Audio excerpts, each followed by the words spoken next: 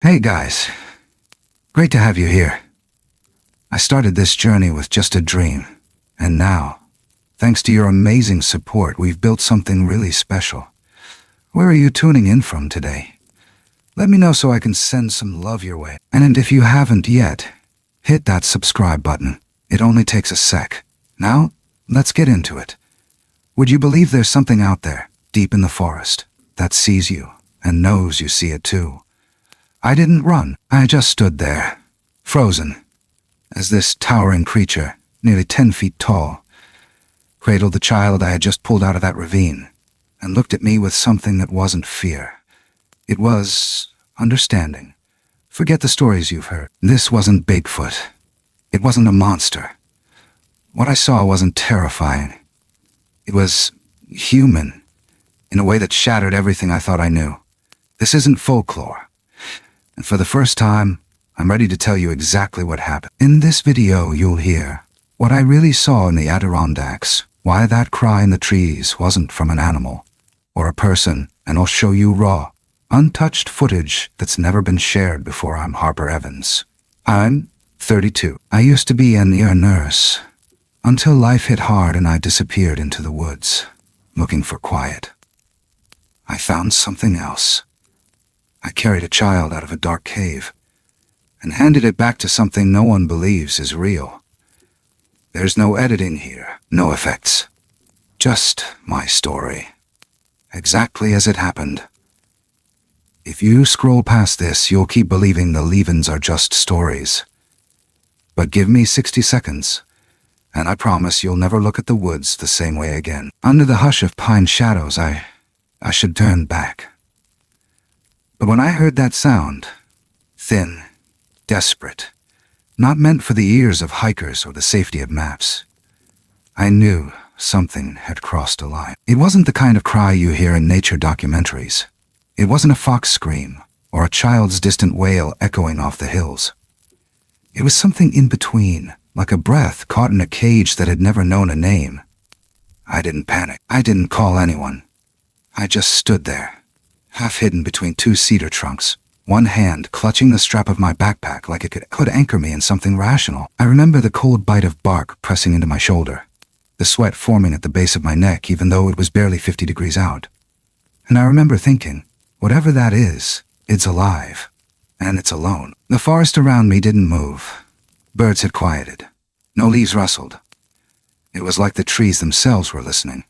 I took a breath, slow and shallow, and stepped off the path.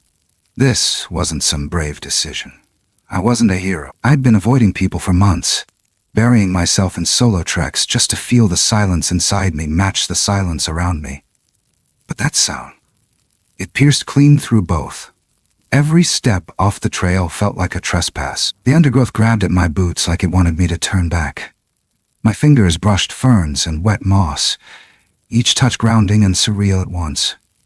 The sound came again, closer now, softer but more frantic, like it was losing strength. And that was the moment I saw it, tangled in a snarl of thorn brush, maybe 10 feet from the edge of a trickling brook, was a shape that didn't belong to any chapter of my wildlife guides. At first I thought it might be a bear cub or a large dog, until it shifted and I saw the eyes, deep, wet, human in a way that didn't make sense. It was small, no bigger than a 6-year-old child, but built broad and strong, covered in thick auburn fur that clung in muddy clumps to its back and legs.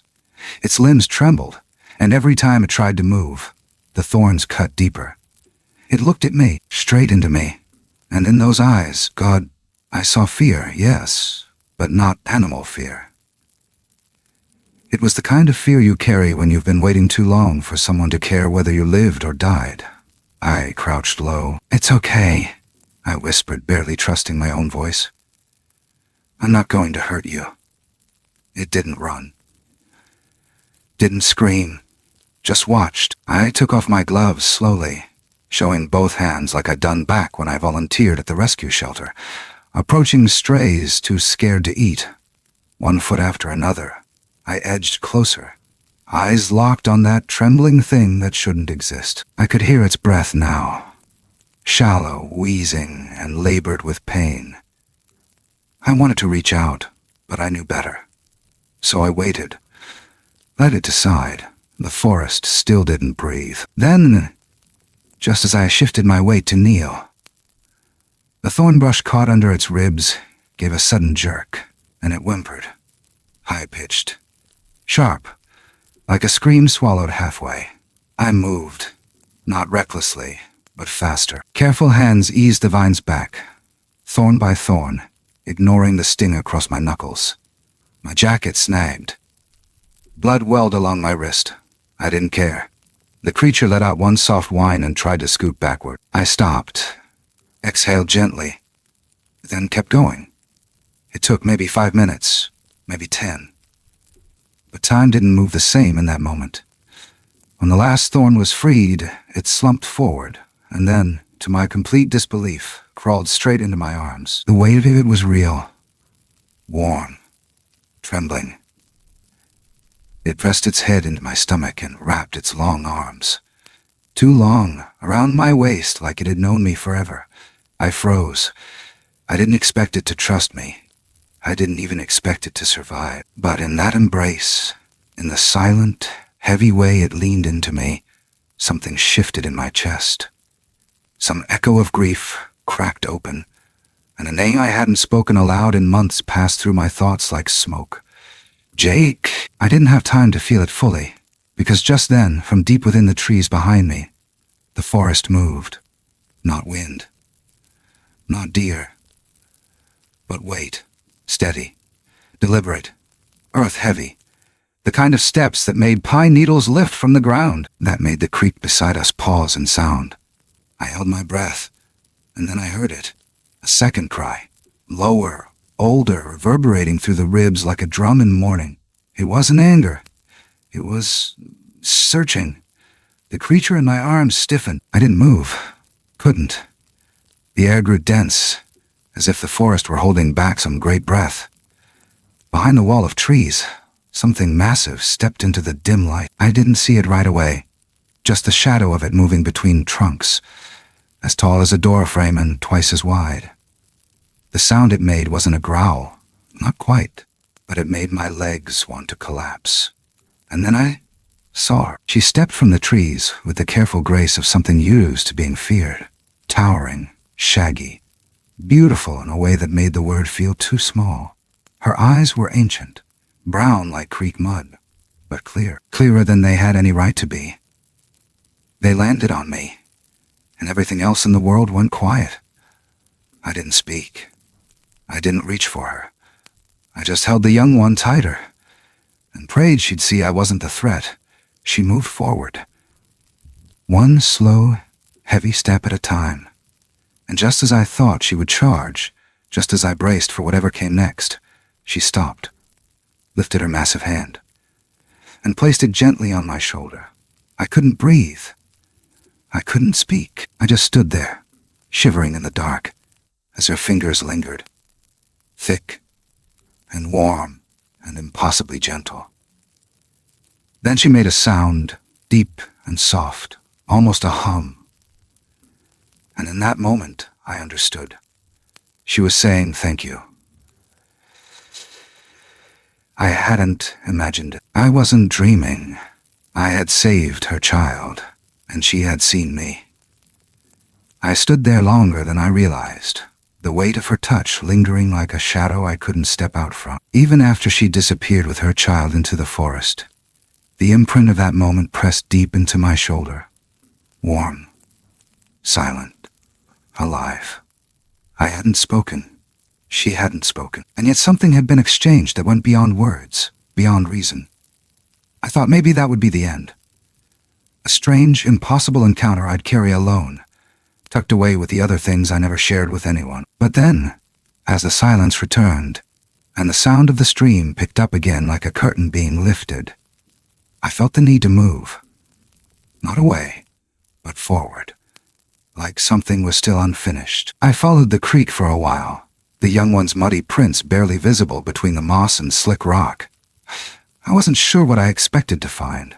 Maybe just some sign that they hadn't vanished into legend the moment my back was turned. The woods felt different now, like they were watching, not menacingly, Not even protectively. Just aware, like I'd been marked somehow. Not as prey, but as someone who'd seen beneath the veil. Somewhere in that stillness, the chill started to creep back in. I adjusted my jacket, still damp from the underbrush, and caught sight of my arm, scratched and red where the thorns had kissed skin. Funny how the pain never registered in the moment. It was only now, with adrenaline fading and reality pressing in, that I felt the sting. I reached a bend where the stream forked, forming a shallow pool between two mossy banks. I crouched, dipped my hands into the icy water, and let the cold bite through the fog of my thoughts. I didn't have a plan. I wasn't sure if I should head back or keep going. Part of me wanted to stay in that forest forever, like the longer I lingered, the more real they'd remain. But then, from behind me, snap.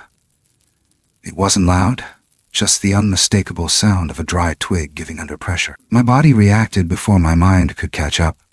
I froze, breath caught in my throat. Every muscle tightened. I turned my head slowly, heartbeat thudding like a war drum. The trees were dense, shadows long. At first I saw nothing. Then, she stepped into view again. Only this time, she wasn't alone. Behind her, at the edge of the clearing, were two more shapes, taller, older. One stooped, its posture heavy with time. The other stood straighter, broader. The first one, her, moved forward just enough for the light to catch her features. There was no aggression, only gravity. The kind of presence that fills a space without taking a single step. I didn't dare rise. I stayed crouched by the water, letting the cold seep up my arms, grounding me in place. My eyes met hers again, and I felt something shift. Not fear, not awe. Something else. Something like being counted. She made no sound this time, just tilted her head slightly, and as if on cue, the two figures behind her slowly stepped closer. My breath hitched. My brain screamed this isn't real, but my heart already knew better. They came as a procession, not fast, not fattening. Every motion carried the weight of something ancient, something solemn. I didn't move, didn't blink. I just watched as they formed a quiet semicircle near the water's edge. 4 beings, each different in size and age, cloaked in fur and forest dust, standing not 10 yards away from a shivering girl with no camera, no backup, and no explanation. That's when I understood. This wasn't just a chance encounter. It wasn't random. It was a kind of witnessing. A test, maybe, or an invitation. And in that electric stillness, under the towering cathedral of pine and ash, I suddenly realized how wrong I'd been about everything. The legends didn't get it wrong because they exaggerated. They got it wrong because they barely scratched the surface. This wasn't about monsters. It wasn't even about mystery. It was about trust. And I had been allowed in. They didn't come closer. They didn't need to. One of the older ones, gray around the shoulders, face weathered like river stone, reached slowly into a pouch made of bark and twine. From it, he pulled something small and dark, like a stone polished by time. He extended it, not throwing, not offering it like a gift to take, but placing it gently on the ground between us.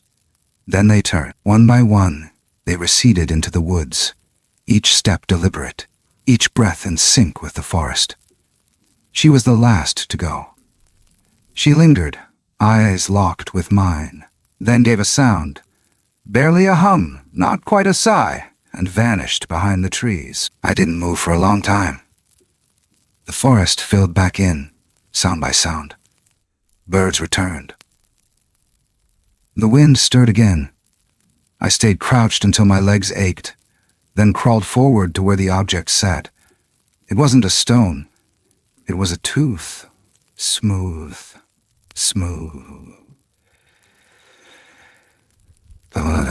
flat-edged, carved with marks that looked almost like language. I turned it in my hand. My fingers trembled, not from fear, but from the weight of knowing. This was their way of saying I had been seen, and I had mattered, that I'd been more than a passerby. I pressed it to my chest, feeling the faint warmth it carried. And for the first time in months, I felt like I belonged to something again. I thought about leaving the forest then, but my feet didn't follow. Instead, I sat by the pool, the sound of water masking the roar inside me. Somewhere out there, they were still watching, maybe even waiting, whatever came next. I knew I would be back. I wasn't done, and neither were they. I didn't leave the forest that day.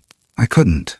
My legs carried me, yes, but not toward the trailhead, not toward the world I thought I belonged to. Instead, I walked deeper, following no map, no markers, only that strange ache inside me that told me I wasn't finished. The sun had dropped behind the ridgeline, casting long blades of amber through the canopy, slicing through the hush. My fingers were still wrapped tight around the carved tooth, now resting inside my jacket pocket like a secret heartbeat. I didn't know where I was going, only that I had to keep going. Somewhere between the second and third ridge, I found the cabin again. Mine? But now it felt different. Smaller. I stepped onto the porch and I stepped onto the porch, settling in the Maria, or just in the... The old wooden door groaned as I pushed it open. Inside, the scent of damp pine and burnt coffee greeted me like a ghost.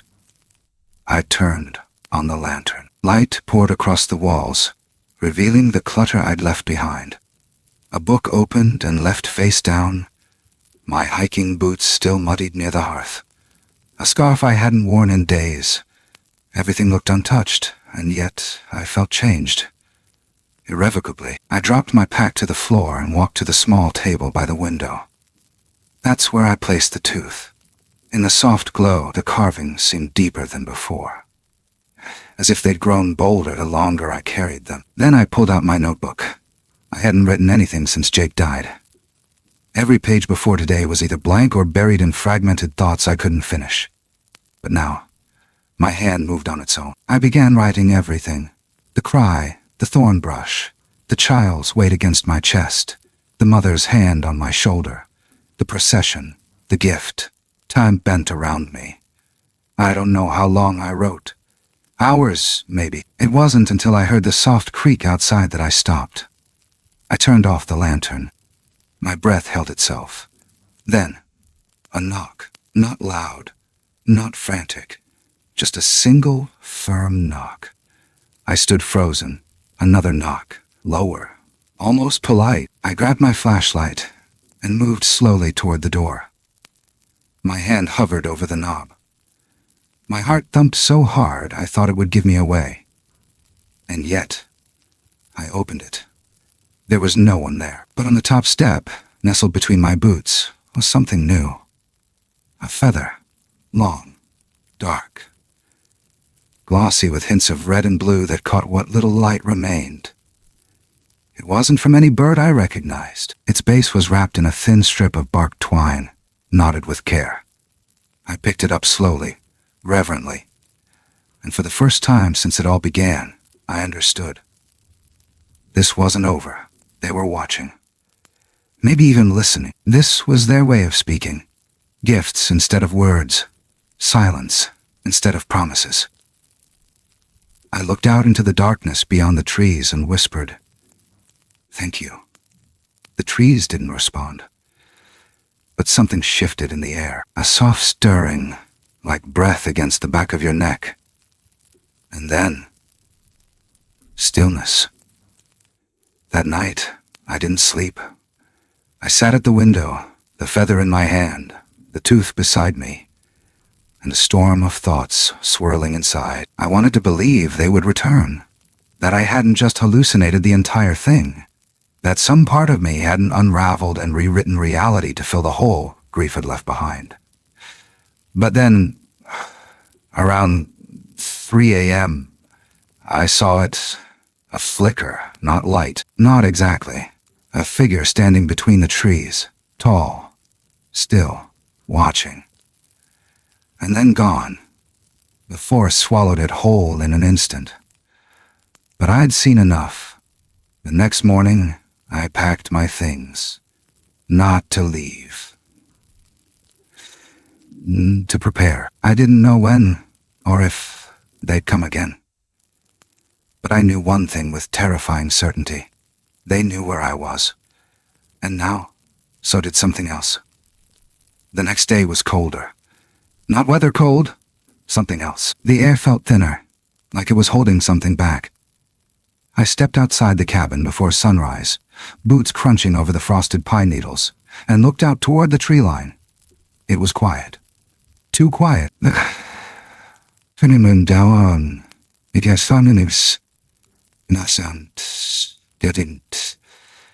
I didn't speak. I just stood there, hand resting on the doorframe, eyes scanning the shadows for a shape that might never return. But the memory of them was everywhere, in the trees, in the earth, in me. I didn't hike that morning. I gathered the feather and the tooth and wrapped them carefully in a strip of linen from my first aid kit. Then I tucked them inside the chest under my cot, locked it, and slid the key into my boot. Something told me this wasn't a gift I should carry around town. Something told me they'd know if I didn't keep it safe. A few hours later, Liam arrived. I hadn't expected him. Hell, I hadn't told him where the cabin was. But there he was, walking up the gravel path like it was nothing. A thermos in one hand, a rolled-up trail map in the other. His grin faltered the second he saw my face.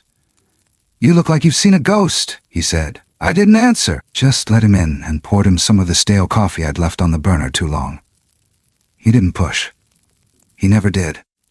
Liam had a way of sitting in silence that didn't feel like waiting. He just let it hang there until I was ready. So I told him, not all of it. Just enough. The sound in the woods. The child in the thorns. The touch on my shoulder. His eyes never left mine, not once. And when I finished, instead of laughing or brushing it off, he leaned back, folded his arms and said, "You think they'll come back?" I didn't know how to answer that. But I heard myself say, "I hope so." We spent the afternoon walking the ridgeline together. I showed him where I found the pool, where the thorn brush had been, even the path where I'd followed the sound. There was no sign left, not a single track, not even a broken branch. But I didn't need proof. I didn't need him to believe me either, until I showed him the tooth. He turned it over in his hands, squinting at the carvings. "This is old," he murmured. "Like, impossibly old." Then he looked at me, not with doubt, but with something else. Respect. By the time we returned to the cabin, dusk had already fallen. We lit the lanterns, cooked what we could from the supplies we had, canned beans, some jerky stale bread, and sat by the fire. I watched the flames dance, my eyes tracing their movement like they might form some kind of answer. Then Liam said something that snapped the air in half. You're not the only ones out there, you know." I turned to him slowly. He wasn't smiling. "I mean, think about it," he said. "You encountered them, and they chose to show themselves. That's a choice, Harper. Creatures like that, they don't make mistakes. So why now? Why you?" I didn't want to ask the question forming in my throat, but I did. "What are you saying?" He stirred the fire with a stick. Sparks leaping up like startled birds. "I think something else is moving out there. And maybe they're not just watching you. Maybe they're warning you." I didn't sleep that night either. I lay awake listening to the creaks of the old cabin, the wind shifting the trees like something brushing just out of sight. Every sound felt louder, closer. At one point, I thought I heard footsteps on the porch, but when I looked through the crack in the curtain, nothing. But I could feel it. Something had changed. Not just inside me, but in the woods themselves, as the balance had tipped and now every living thing was holding its breath, waiting. And just before dawn, as the sky turned that deep blue just before the light breaks, I stepped outside with my flashlight off and stood at the edge of the trees. That's when I saw it. Not them, not the ones I knew. This one was taller, thinner. Its eyes glowed a dull amber in the dark. It didn't move. Didn't blink. Just watched. And for the first time since this began, I felt afraid. Not of what it was, but of what it meant. It had been 5 days since the night I saw it. Taller than the rest. Gaunt in its outline. Its eyes lit with something too steady to be human or kind. Every morning since then, I'd stepped outside before dawn, hoping, half afraid, that it might return. But the forest had gone quiet again. That kind of quiet that doesn't soothe. It hums just beneath your skin, like something watching from the cracks in reality. Liam left 2 days ago. He said he had to get back to town. But I think he felt it too. That presence. That heaviness settling in the air like thunder that never breaks. Before he went, he left me with a question I haven't been able to shake. What if they didn't just choose to show themselves to you? What if they need you? Need me? The words wrapped around everything I did. Boiling water, splitting, kindling. Even when I tried to read, I couldn't focus. I'd read the same line over and over, the words blurring behind images of her. The mother Bigfoot, her hand on my shoulder, the weight of the child pressed to my ribs, and now, this new figure, this other thing, looming at the edge of everything I thought I understood. It didn't belong to the others. I could feel that. No reverence, no sorrow. It felt wrong. That morning, I packed a bag. Not like I was leaving, but like I was going back into something I couldn't name. I brought food, water, and a flashlight, the journal I'd started writing in, and, after a long hesitation, the feather, the tooth I left behind, buried beneath my cot. Some things, I felt, were meant to stay close to the roots of where they came from. I took the old path behind the cabin, not the marked trail. The one barely anyone used anymore, overgrown with ferns and deadfall. Its only sign of use, the slight depression of earth and instinct. I walked for hours. I didn't know what I was looking for until I found it. The clearing. It wasn't marked on any map I'd seen, just a space where the trees stopped trying to grow, where moss bloomed like a soft carpet and rocks had been placed. Not scattered, but placed. In a circle, some upright, some flat, all covered in lichen and silence. And in the center, one stone taller than the rest, wide and weathered, like it had been there long before names. I stepped inside the circle and immediately felt it. Not fear. Not exactly. Something ancestral. I moved to the tall stone, touched it with my bare hand. It was cold. Solid. But there was a pulse there. I don't know how to explain it. It was like the rock remembered things. Pain, birth, blood. And then I saw them, not in front of me, but in my mind. The boy, Finn, curled in his mother's arms. The elder pressing the tooth into the moss. The second set of eyes in the dark. Not amber, not soft. Watching, waiting. Something shifted behind me. The hairs on my neck snapped to attention. I turned slowly. Nothing. But I knew. It was back. I started walking, not away. Around the stones, slowly. Letting my breath move evenly through my body, forcing my steps to stay light. The light through the trees began to dim. Clouds rolling in. Thick and low. Shadows stretched too far for the hour. My flashlight buzzed in my palm, but I didn't dare use it. I needed my ears more than my eyes. And that's when I heard it. Not a growl, not a call. It was laughter. Low, unnatural, crooked. I froze. No animal laughs like that. No human should, alone in the woods. It came from somewhere behind the stones. And then again, closer. I dropped into a crouch, heart rattling. I didn't move, didn't breathe. Something was circling me. Slowly, deliberately. But then, from the edge of the trees, a shape emerged. It wasn't the tall one. It was smaller. A child. Thin. He stood just beyond the clearing, one hand outstretched, eyes wide with something that wasn't fear, urgency, and without thinking, I ran to him. I crossed the circle and dropped to my knees in front of him. "Are you okay?" I whispered, but he didn't answer. He just looked past me. So I turned, and there it was, tall, thin. Its skin, not fur, hung too loose over its bones. Its eyes were the color of smoke. Its mouth opened not to speak, but to breathe. Slow, measured, like it wanted me to know it wasn't in a hurry. My pulse screamed in my ears. I didn't move. I couldn't. But then Finn stepped between us. He raised both hands. The creature paused, its head tilted, and for a moment, just 1 second, something like recognition flickered between them. Then it turned almost lazily and walked back into the trees. Gone. Just like that. I sat there for what felt like hours. Finn stayed close, not touching me, but near enough I could feel his warmth. Eventually, he looked up and smiled. Not the smile of a child, not exactly, but something older, wiser, as if he knew whatever had just passed between us, whatever that thing was, it wasn't over. Not even close.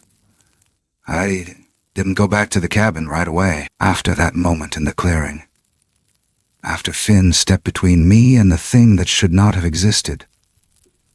I couldn't. My legs worked, but my body moved like I was walking through someone else's dream. Or maybe a story I wasn't supposed to be part of. I didn't speak. Neither did Finn. He just walked beside me in silence, his small feet soundless against the forest floor. The leaves didn't crunch under him.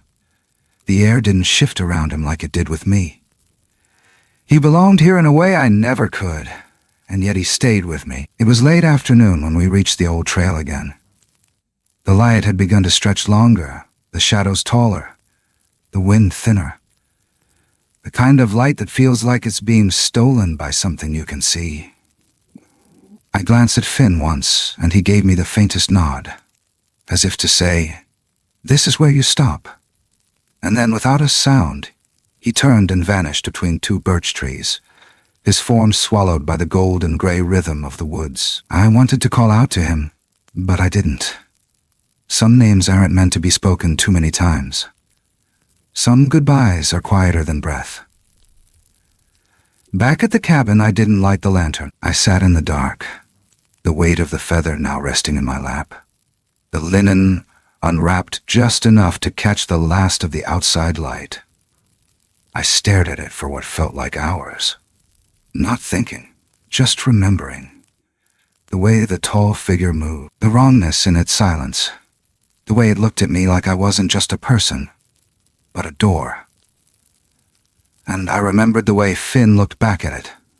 Not afraid, not surprised, protective. That's when it started to make sense. Not all of it, but enough. Finn wasn't just a child. He wasn't just one of them. He was important. Maybe more than I could ever understand. And whatever that thing was, the one with the amber eyes, the too thin skin, the laugh that didn't belong in any forest, it wanted him, or what he meant, or what he would become. And they, his people, his family, they were doing more than hiding. They were guarding something. Him. That night, I couldn't stay inside. I took my pack, my flashlight, and the feather, and I walked toward the ridge trail that led up over the northern slope. I didn't know where I was going, only that I had to keep moving. The stars were sharp above me, pinholes in the black. The wind came and went in slow waves, like something asleep beneath the trees was starting to stir. Every step felt like it was leading me into something older than memory. Around midnight, I reached the overlook, a wide plateau of flat rock that looked out over miles of unbroken forest. I sat there, knees tucked up, breath fogging in the air. That's where I heard it again. Laughter, but not like before. This time, it was layered, as if it came from multiple mouths at once. Some high, some low, none of them human. It started soft, then built into a rhythm that felt more like language than noise. I pressed myself back against the stone, trying not to breathe, eyes wide. Then the trees below began to move. Not just one figure this time. Several. They were coming up the slope. Silent, precise, moving like shadows that forgot they needed something to cast them. I counted at least 4. Their forms were distorted, not in size, but in how the light refused to land on them. As if they bent it, as if the world wasn't sure how to define them. I should run. But I didn't, because just then, from behind me, light, soft, golden, ancient. I turned, and there she was again, Finn's mother. Not alone. The elder was with her. They didn't make a sound. They just stepped forward, placed themselves between me and whatever was crawling up that slope, and stood tall. Not aggressive, but absolute. And in that moment, everything changed. The shapes stopped moving, the laughter halted, and for a full breath, the night held its balance between 2 sides I still didn't understand. Then the air cracked, not like thunder, but like bark splitting down the spine of a tree. And they vanished, all of them. Like a breath held too long, the mountain exhaled. I collapsed to my knees. The elder approached me. He said nothing, but from the folds of his worn belt, he drew something I didn't recognize. An object shaped like a pendant, carved from bone, its surface inked with marks that shimmered faintly in the moonlight. He placed it in my hand, closed my fingers around it, and I understood. I wasn't just a witness anymore. They were marking me, and I was no longer on the outside. I didn't speak of it again. Not to Liam, not to anyone, not even to myself in the quiet hours before dawn. When memory pressed sharpest, and the wind spoke in broken syllables against the cabin walls. What had happened that night on the ridge? The standoff between whatever those things were, and the ones who stepped forward to shield me, it had burned itself into my bones. And still, I stayed. A week passed, then another. I walked the same paths, sat at the same overlook, waited. And nothing came. The woods had returned to something like stillness, but it was a different kind of quiet. Not absence, presence held just out of sight, like the whole forest was watching to see what I would do next. I kept the pendant close, always. Some nights I wore it under my shirt. Some nights I set it near the window, letting the moonlight touch it like it meant something. The carvings were clearer now. I could feel their ridges beneath my fingertips like they'd been made for me to read. Not with eyes, but with instinct. And every time I traced their shape, I remembered the elder's hand closing mine around it. It hadn't been a warning. It had been a calling. A month after the ridge, I woke before dawn and felt something different in the air. The cold wasn't biting. It was inviting, like spring threading itself through the cracks of winter, not yet seen but impossible to ignore. I packed light. No camera, no pen. Just my boots, my jacket, and the pendant against my chest. I didn't know where I was going until my feet carried me there. The clearing, not the stone circle, not the place of memory. This one was new, higher, wider. The trees ringed it like a cathedral, and in the center, waiting, was her, the mother. She stood as tall as before, but something in her had softened. Her posture, her breath, and in her arms, Finn. He looked different now.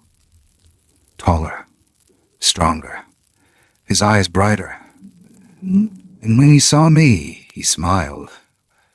Openly this time. No shadow behind it, just truth.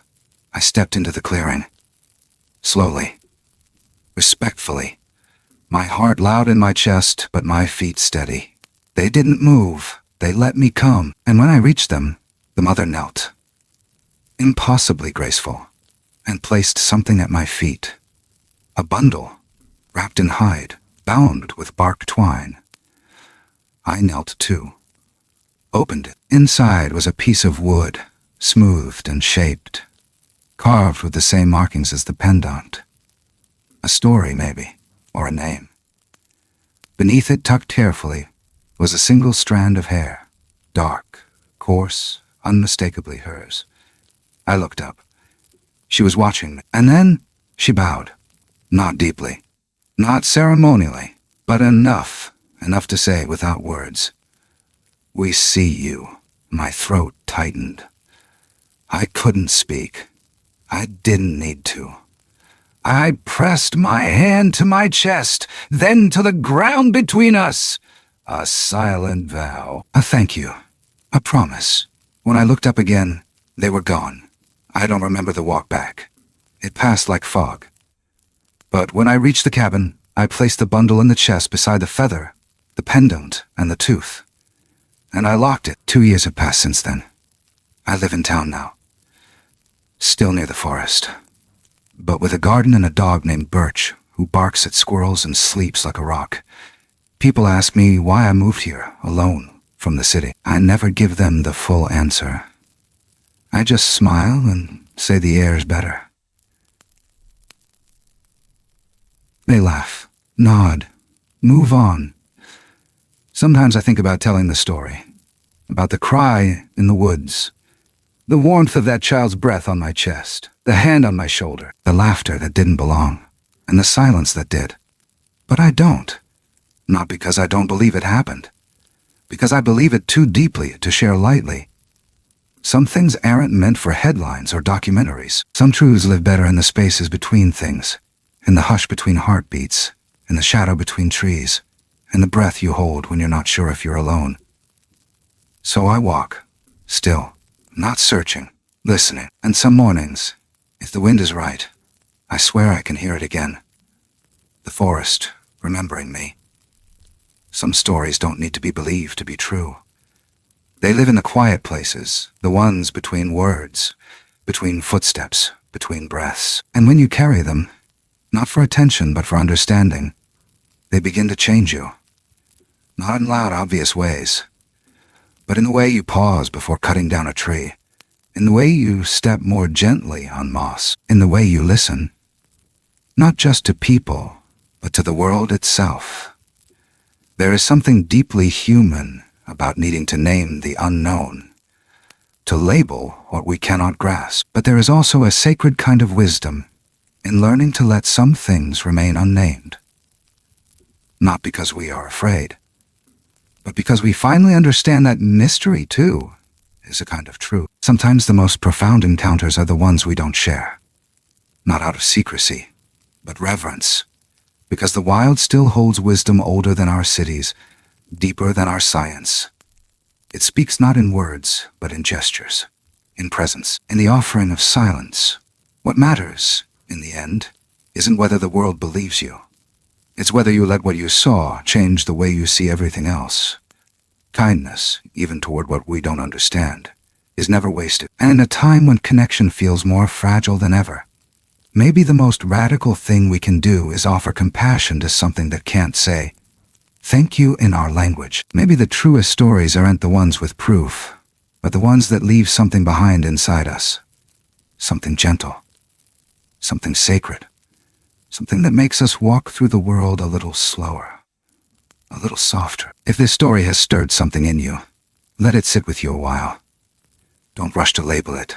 Don't be so quick to explain it away. And if it stays, if some part of it lingers like bird song on a foggy morning, then maybe, just maybe, it was meant for you. Thank you for walking this quiet path with us. If you feel moved, I'd love to hear your thoughts in the comments. Share what it brought up for you, or simply sit with the silence. And if you haven't already, consider subscribing to the channel. There's more to come. More stories that whisper instead of shout. Stories that remind us we're never really alone in the forest.